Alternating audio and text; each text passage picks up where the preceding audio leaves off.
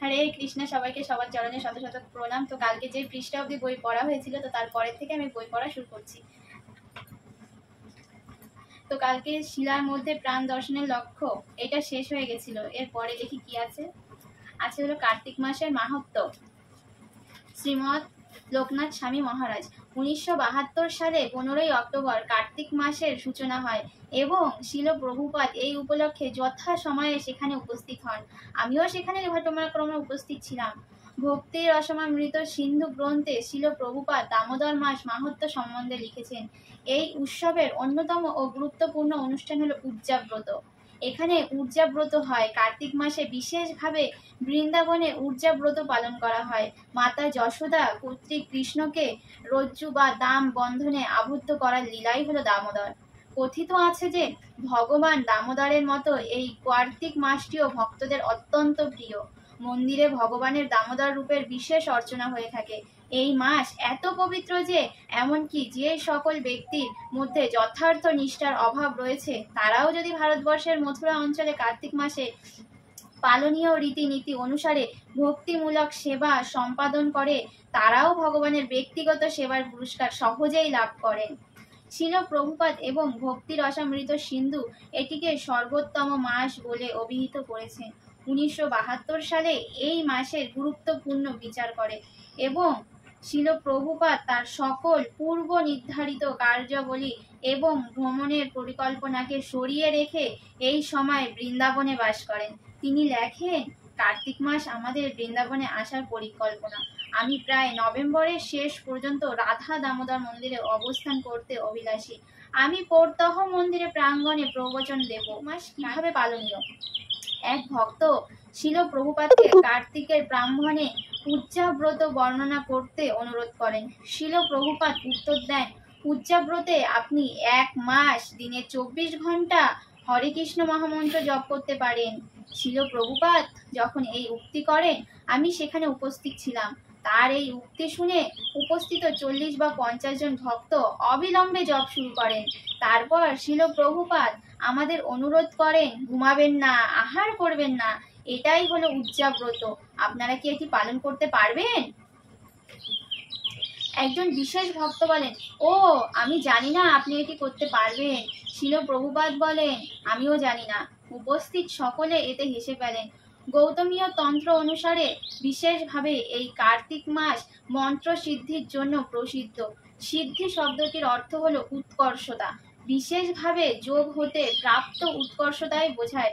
যেহেতু এই মাসটি মন্ত্র সিদ্ধির জন্য সহায়ক, সেই জন্য প্রত্যেককে হরে কৃষ্ণ মহামন্ত্র জপে উৎকর্ষতা প্রাপ্তিতে যত্নশীল হওয়া উচিত। শিল প্রভুপাদের সাথে কার্তিক মাস উদযাপন। 1972 সালে কার্তিক মাসে শিল প্রভুপাদ রাধা দামোদর মন্দিরে অবস্থান করেছিলেন এবং আমরা ছিলাম কেশিঘাটে, যেখানে ভরতপুরের রাজার প্রাসাদটি ছিল।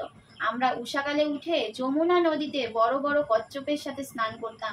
শিল প্রভুপাদের পরিকল্পনা ছিল জনসাধারণের জন্য অনুষ্ঠান না করা, ভক্ত কল্যাণদের জন্য ক্লাস দেওয়া। এইরূপ বিখ্যাত ভক্তি রসামৃত সিন্ধু বক্তৃতাগুলি সারিবদ্ধভাবে এসেছে। প্রত্যহ প্রভাতে তিনি শ্রী ভাগবতের উপর একটি ক্লাস দিতেন এবং প্রত্যহ সন্ধ্যায় তিনি ভক্তি রসামৃত সিন্ধুর উপরে একটি ক্লাস দিতেন। ভগবত ক্লাসের পরে আমরা রাধা দামোদর মন্দির কীর্তন করতাম এবং অতঃপর আমরা যাত্রা করতাম। কৃষ্ণ বলরাম মন্দিরের নির্মাণ স্থলের দিকে আমরা লুই বাজার হয়ে আঁকাবাঁকা পথে মদন মোহন মন্দিরে পৌঁছাতাম।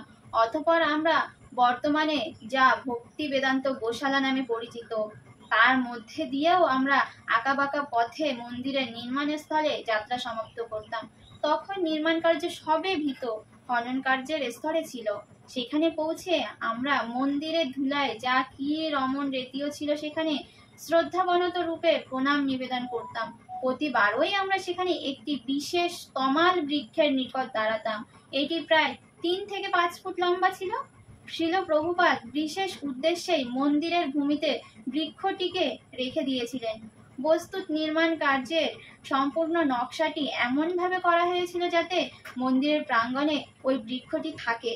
আজও মন্দিরের প্রাঙ্গণে বর্তমান বৃক্ষটি মূল বৃক্ষের 3য় অবতার। এটি ছিল আমাদের কার্যক্রম। প্রত্যহ আমরা মন্দির নির্মাণস্থলে গিয়ে জপ করতাম এবং তারপর সন্ধ্যায় শিল প্রভুপাদের প্রবচনে উপস্থিত হতাম।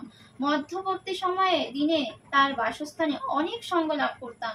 শিল প্রভুপাদের বাসস্থানটি ছিল একটি ক্ষুদ্র ঘর। ঘরটি এতই ক্ষুদ্র ছিল যে আমরা দেখে আশ্চর্য হতাম। আদিত্য দাসী এবং পঞ্চদ্রাবিড় দাস, যিনি সেই সময় ডেভিড ব্রহ্মচারী রূপে পরিচিত ছিলেন, তারা সেখানে ছিলেন। কার্তিক মাসে একই সময়ে আমার সঙ্গে তার দীক্ষা হয়েছিল। একদিন শিল প্রভুপাদ সকল ভক্তগণকে নিয়ে প্রাতঃভ্রমণে সেবাকুঞ্জে গেলেন। তিনি ভগবানের বিভিন্ন লীলা প্রসঙ্গে নিশিকালীন লীলাসমূহ বর্ণনা করে রাস নৃত্য সম্পর্কে ক্ষুদ্র ভূমিকা দিলেন। সমগ্র মাস জুড়ে এটি একটি শক্তিশালী কার্যক্রম ছিল। বৃন্দাবনে বা শিল প্রভুপাদের সঙ্গ রাধা দামোদর মন্দিরে। আমরা তো শুধু তোতা পাখির মতো গাইবো না, আমাদের একটি গভীর উপলব্ধি থাকতে হবে, যাতে আমরা যখনই গাইবো আমাদের চেতনার কিছু ঘটার অনুভব থাকবে। কার্তিক মাসের দামোদর ব্রতের সম্পূর্ণ লাভ প্রাপ্ত করতে দামোদর অষ্টকর্মের অর্থ সম্যকভাবে উপলব্ধি করুন এবং সমগ্র মাসকে কৃষ্ণ ভাবনাময় করে তুলুন। অবস্থান এবং মন্ত্রসিদ্ধি প্রাপ্তির উদ্দেশ্যে আমাদের হরে কৃষ্ণ জপ শিল প্রভুপাদ হলেন মহাভগবত এবং ভগবত সম্পর্কে বলা উত্তম। আমি নিশ্চিত পরবর্তীকালে ভাগবত রচনার সময়ে শিল ব্যাসদেব শিল প্রভুপাদ সম্পর্কে কয়েক অধ্যায় রচনা করবেন। কার্তিক মাসে প্রত্যহ আমরা দামোদর অষ্টকম গীত গাইতাম। এটি পদ্ম পুরাণে সত্যব্রত মুনি কর্তৃক রচিত এক প্রার্থনা সঙ্গীত। দামোদর অষ্টকমটি নারদ মুনি এবং সৌনক ঋষির কথোপকথনকালে প্রকাশ পেয়েছিল। সনাতন গোস্বামী রচিত হরিভক্তি বিলাসেও এটি রয়েছে এবং তিনি দামোদর মাস বা দামোদর ব্রত কিভাবে পালনীয় তার ব্যাখ্যা তিনি দিয়েছেন। দামোদর লীলা মন্ত্রটির সম্পূর্ণ লাভ প্রাপ্ত করতে এর মধ্যকার ভাবের সম্পর্কে আমাদের গভীর উপলব্ধি থাকা প্রয়োজন এবং অতঃপর ভক্তির প্রয়োজন। ভাব থেকে ভক্তি আসে, যেমন দেবকী নন্দন দাস বলেছেন, প্রথমে ভাব পরে ভক্তি, এতে কোনো গোলমাল নেই। দামোদর শব্দটি নিম্নলিখিত রূপে ব্যাখ্যা করা যায়। দাম অর্থাৎ রজ্জু এবং উদর অর্থাৎ ভগবানের উদর। গোলকে দীপাবলির সময় একদিন এই লীলাটি হয়েছিল। মাতা যশোদা সাধারণত কৃষ্ণকে প্রাতে জাগিয়ে দিতেন, কিন্তু সেই প্রাতে তিনি জাগাননি। তার পরিবর্তে তিনি উঠে শীঘ্র মাখন মন্থনে রত হয়েছিলেন।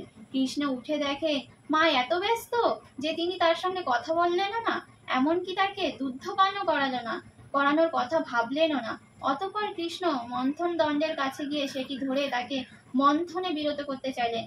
তিনি তার বক্ষ লক্ষ্য করে লাফ দিলেন, যাতে পরিষ্কারভাবে বোঝা যায় যে তিনি ক্ষুধার্ত। যশোদা বসে তাকে দুগ্ধপান করাতে শুরু করলেন, কিন্তু তৎক্ষণাৎই তিনি উপলব্ধি করলেন যে উনানে যে দুধ বসানো আছে সেটি উতলাতে শুরু করেছে। তিনি তৎক্ষণাৎ কৃষ্ণকে ছেড়ে উনানের কাছে এলেন। প্রস্তুত এখানে দুগ্ধ একটি ব্যক্তিত্ব সে দখল যে কৃষ্ণ মাতা যশোদার স্তন্য পান করেছেন।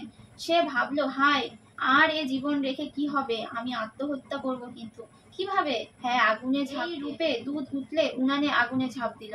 সুতরাং যশোদা দুধ দেখতে ধাবমান হওয়ায় কৃষ্ণ অত্যন্ত ক্রুদ্ধ হলেন। তিনি তার মনোযোগ আকর্ষণের জন্য কিছু করতে চাইলেন। সেই জন্য কাঠের উদুখুলের ওপর উঠে মাখনের পাত্রের কাছে পৌঁছে তা ভাঙলেন। উদুখলের উপরে আরোহণ করার সময় তিনি ভেবেছিলেন যশোদা যে কোনো মুহূর্তে তাকে দেখবে। তিনি উতি চাইলেন।